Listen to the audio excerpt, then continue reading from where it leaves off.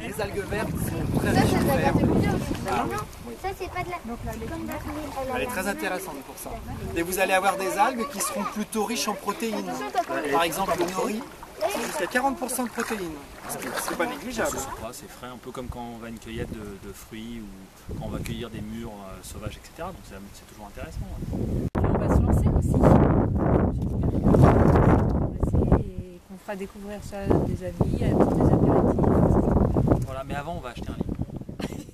Je dirais que les algues qu'il ne faut surtout pas ramasser et manger, ce sont celles qui sont un peu décomposées, tout simplement, celles qui se sont détachées de leur support, et puis les algues également qu'on pourrait trouver à proximité d'une source de pollution. Sinon, toutes les algues sont bonnes en soi, mais certaines espèces au goût sont bien meilleures que d'autres. On vous le redira tout à l'heure, c'est vrai que les algues... Par exemple, nous avons goûté ce matin une algue qui d'ailleurs bizarrement n'est pas classée alimentaire, qui s'appelle Gratiloupia turuturu, une algue rouge qui est craquante, qui est très douce au goût. Et puis nous avons goûté aussi de la laitue de mer, une algue très riche en vitamine C et en fer.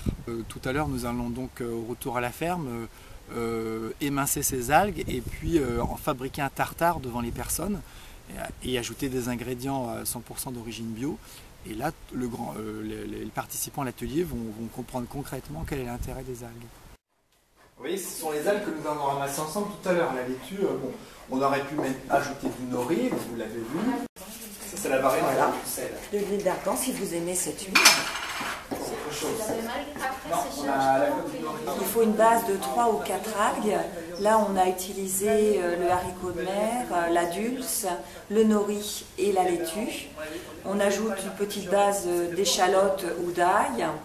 Et on peut après faire l'assaisonnement qui, lui, se compose d'huile d'olive avec d'autres huiles végétales. Ça peut être de l'huile de noix, de noisette. Ici, on a utilisé de l'huile de sésame grillée.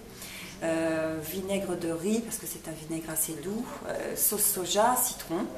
Voilà, tout a été émincé, on a ajouté l'assaisonnement au dernier moment et il n'y a plus qu'à servir sur des petites tartines. La texture, elle change si vous utilisez...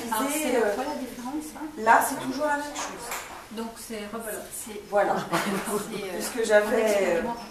Pour cette recette-là, vous pouvez réhydrater avec l'assaisonnement.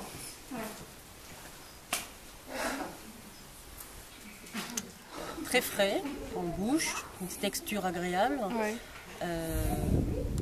Et les couleurs aussi, c'était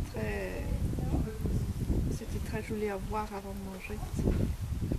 Voilà, ça, ouais. On retrouve le l'iode de l'huître. Rien de plus, là.